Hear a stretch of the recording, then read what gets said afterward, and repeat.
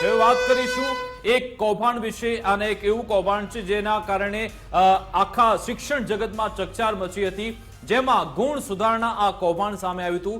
MBBS ની પરીક્ષા લેવામાં આવી હતી અને તેમાં જે 3 વિદ્યાર્થીઓ છે તેમની પુરવણી બદલી દેવામાં આવી હતી। આ મામલે CID તપાસ પણ સોંપવામાં આવી હતી।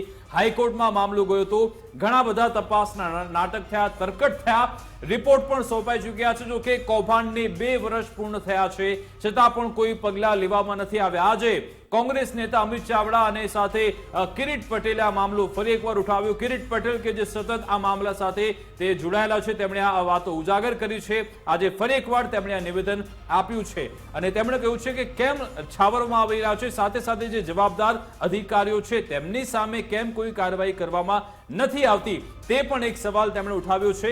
અમિત ચાવડાએ આજે શું નિવેદન આપ્યું હતું, પહેલા તે સાંભળીએ। નવેમ્બર 2022 પોલીસ વિભાગ દ્વારા આ કૌભાંડમાં જે લોકો સંડોવાયેલા છે એની સંડોવણી સાબિત થાય છે અને એમની સામે ફોજદારી રાહે ગુનો દાખલ કરવો જોઈએ એવો રિપોર્ટ શિક્ષણ વિભાગને સબમિટ કરવામાં આવ્યો હતો। આજે વાતને 2 વર્ષ જેટલો સમય થઈ ગયો હોવા છતાં પણ હજુ સુધી આની સામે કોઈ પણ પ્રકારની કાર્યવાહી કરવામાં આવતી નથી। કૌભાંડ કે જેમાં પહેલા તો એવું કહેવામાં આવ્યું કે અમારે આ રીએસેસમેન્ટ કરાવવું છે, ત્યારબાદ આમ તો હકીકતમાં જે વિદ્યાર્થીઓ છે તે ફેલ થયા હતા, પરંતુ રીએસેસમેન્ટ વખતે તેમની જે પુરવણી છે તે બદલાઈ ગઈ હતી ને ત્યારબાદ તે પાસ થઈ ગયા અને આખો મામલો સામે આવ્યો। અમારી સાથે ધારાસભ્ય કિરીટ પટેલ ફોન લાઈન પર જોડાઈ ગયા છે। કિરીટભાઈ, આખો મામલો તમે શરૂઆતથી જોતા આવ્યા છો અને આ મામલે તપાસના આદેશ આપવામાં આવ્યા, કસૂરવાર પણ સામે આવ્યા, આપનું શું કહેવું છે? કેમ જે જવાબદાર છે, કૌભાંડીઓ છે, તેમને કેમ તેમની સામે કોઈ કાર્યવાહી થતી નથી, કેમ તેમને બચાવવામાં આવી રહ્યા છે?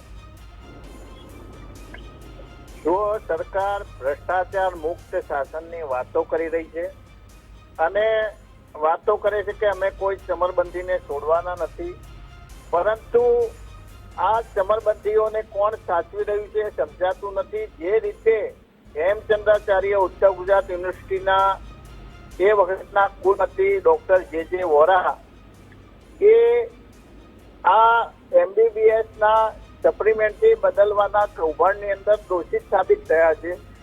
એક વાર નહીં, 3 વાર જે રિપોર્ટો આવ્યા, સ્થાનિક LIC કમિટીનો જે સ્થાનિક કારોબારી સમિતિના સભ્યએ રિપોર્ટ આપ્યો, એના પછી એ વખતના ACS હોમ અને ત્યારબાદ ચીફ સેક્રેટરી બનેલા પંકજ કુમારે રિપોર્ટ આપ્યો અને CID ક્રાઇમે રિપોર્ટ આપ્યો।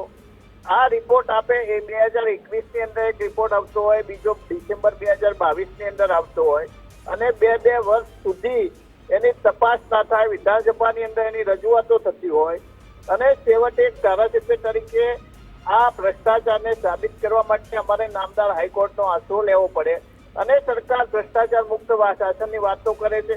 શા માટે દોષિત થયેલા લોકોને બચાવી રહી છે? અને વધુમાં તો એવું કે સરકાર જાણતી હતી કે આ કમિટી મૂકી છે, શિક્ષણ વિભાગ જાણતો હતો અને છતાં પણ એમને ફરજ મુક્ત કરી દેવામાં આવ્યા અને તમામ પ્રકારના લાભો, પેન્શન સહિતના લાભો એમને આપી દેવામાં આવ્યા। કિરીટભાઈ, તમે હાઈકોર્ટમાં આ મામલે પિટિશન પણ કરી હતી, હાઈકોર્ટે શું વલણ અપનાવ્યું છે? સરકાર કોઈ હાઈકોર્ટના આદેશના ચુકાદાની રાહ જોઈ રહી છે? હાઈકોર્ટે બહુ કડક વલણ અપનાવ્યું અને આવતી 27મી તારીખે કહ્યું છે કે હાઈકોર્ટે કહ્યું છે કે કેમ તમે ફરિયાદ કરતા નથી, ફરિયાદની શા માટે રાહ જોઈ રહ્યા છો, કોણ ફરિયાદ કરે? શું અમારે હાઈકોર્ટે ફરિયાદી બનવાનું?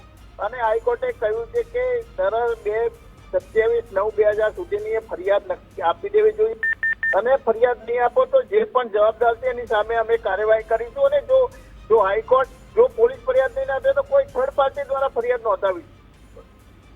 અચ્છા, તમે જે અધિકારી પર આરોપ લગાવ્યા છે તે કોણ છે? તમે કહી રહ્યા છો તેમને સીધા લાભ આપવામાં આવી રહ્યા છે, જેની સામે આક્ષેપ લાગેલા છે તેને સરકારી લાભ મળી રહ્યા છે, તે કોની વાત કરી રહ્યા છો?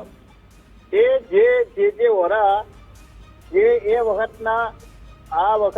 એ વખતના જે કુલપતિ હતા અને બંને રિપોર્ટોની અંદર પંકજ કુમારનો રિપોર્ટ હોય કે CID ક્રાઇમનો રિપોર્ટ હોય, આ રિપોર્ટની અંદર એ આરોપી નંબર 1 જે વોરા દર્શાવ્યા છે એ કુલપતિ પદેથી નિવૃત્ત થયા તો એમને તમામ લાભો ચૂકવી દેવામાં આવ્યા. ખરેખર તો સરકાર જાણતી હતી, સરકારનો શિક્ષણ વિભાગની કમિટી જાણતી હતી, શિક્ષણ વિભાગે પણ એમની સામે કાર્યવાહી કરવા માટે ડીઓસીને પત્રો લખેલા છે અને છતાં પણ એને બધા લાભો આપી દેવામાં આવે. આવું અંધેર વહીવટ તો કઈ રીતે ચાલે? એક બાજુ મુખ્યમંત્રી કડક થઈ અને આવા ભ્રષ્ટાચારી જે અધિકારીઓ છે એના ઉપર લાલ આંખ કરી રહ્યા છે. એ મુખ્યમંત્રીના એક કામને અમે આવો બની શકે ને કે સરકાર હાઈકોર્ટના આદેશની કે આખી સુનાવણી પૂર્ણ થાય તેની રાહ જોતી હોય કે આખો કેસ પતી જાય પછી કાર્યવાહી થવાની રાહ જોવાતી હોય? અરે હાઈકોર્ટમાં તો અમારે ના છૂટકે જવું પડ્યું, પણ જ્યારે સરકારના ચીફ સેક્રેટરી કે આવા ઉચ્ચ કક્ષાના અધિકારીએ તપાસ કરી, સીઆઈડી ક્રાઇમે તપાસ કરી અને સીઆઈડી ક્રાઇમના પણ એક આઈપીએસ અધિકારીએ તપાસ કરી અને રિપોર્ટ આપ્યો હોય તો સરકાર શા માટે રાહ જોતી હોય છે મને સમજાતું નથી.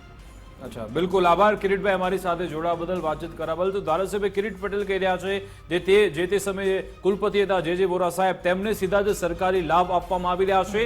હાઈકોર્ટમાં જો કે સુનાવણી ચાલી રહી છે અને સરકાર આખરે આ જે કૌભાંડીઓ છે તેમની પર એક્શન લેવામાં કેમ વિચારણા કરી રહી છે તે એક સવાલ છે. એક વાત સાબિત થાય છે કે આપણે આ કમનસીબી છે, ગુજરાતની જનતાની આ કમનસીબી છે કે બે વર્ષ પૂર્વે થયેલી ઘટના 2021ની આ વાત છે, 2024માં આ મુદ્દો ડિસ્કસ કરવો પડે છે. એટલે આ એક કમનસીબી કહી શકાય, કારણ કે કોઈ ત્વરિત પગલાં નથી લેવામાં આવ્યા. જે તે જવાબદાર વ્યક્તિ છે એના પર શા માટે એવા ત્વરિત પગલાં નથી લેવાતા કે 2-3 વર્ષ જતા રહી છે અને પછી એને યાદ કરવી પડે છે કે આવી ઘટના કોઈ ઘટી હતી, એને લઈને કોઈ પગલાં નથી લેવાયા. 2 વર્ષ સુધી આ પ્રકારની પરિસ્થિતિ એક કમનસીબી કહેવાય. પરિસ્થિતિ બદલાય જરૂરી છે.